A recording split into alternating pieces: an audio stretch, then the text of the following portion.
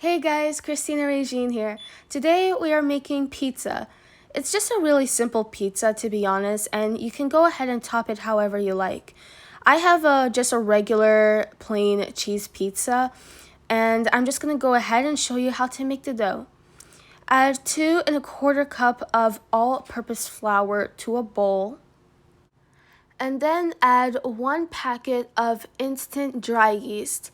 By the way, when you're using instant dry yeast like I am doing here, you do not need to put it in water so it can bloom. With this type of yeast, you do not have to let the dough rest, and you can just go ahead and make the pizza the same day. It's not like you have to wait 24 hours or 72 hours for the dough to rest or anything.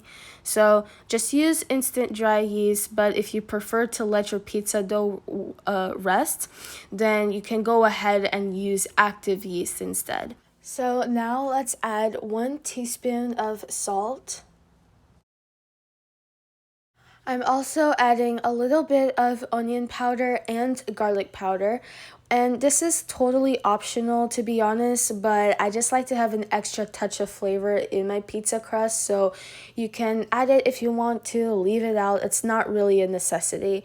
And then now let's add 1 teaspoon of sugar and whisk all of our dry ingredients together until they are well combined. And then we are going to add 1 cup of water and 2 tablespoons of olive oil. Now let's knead the dough by hand until everything is well combined and a dough comes together. You want it to be like, I don't know, like a stretchy ball. I don't know, I'm really bad at describing these types of things, but you can see how the dough looks right now, and this is the type of consistency you're looking for, and you do not want it to be too wet or too dry.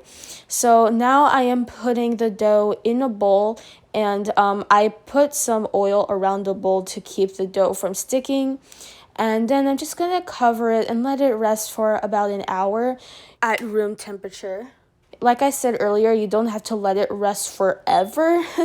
You just need it to rest for a little bit because we are using instant yeast. And now that my dough has rested for an hour, you can see how it has gotten bigger, which is nice. That's what we're looking for.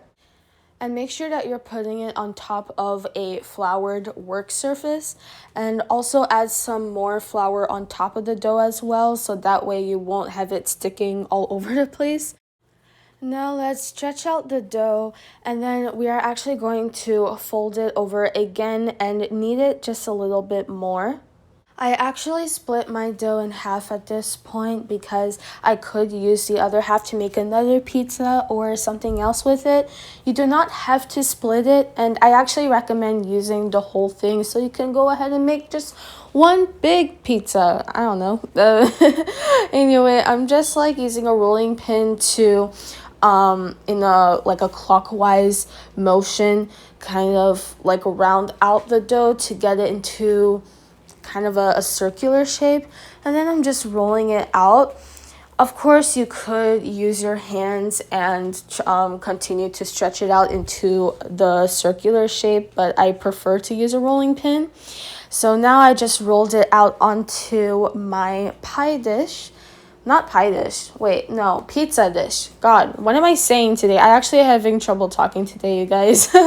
Anyway, let's add some tomato puree or crushed tomatoes.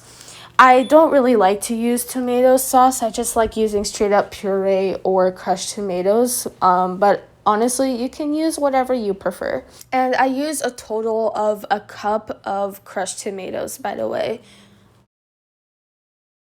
Now let's add some cheese. I am using 1 cup of shredded mozzarella, and I'm also going to top my pizza with a little bit of seasoning. You can use whatever kind of seasoning you like. It's up to you. And now at 450 degrees Fahrenheit, bake the pizza for just 10 to 15 minutes or until it comes out nice and beautiful like this. And we are done. Thank you so much for watching this video. I really hope you like this recipe. For more recipes, please like, comment, share, and subscribe. And I hope to see you in the next video. Bye!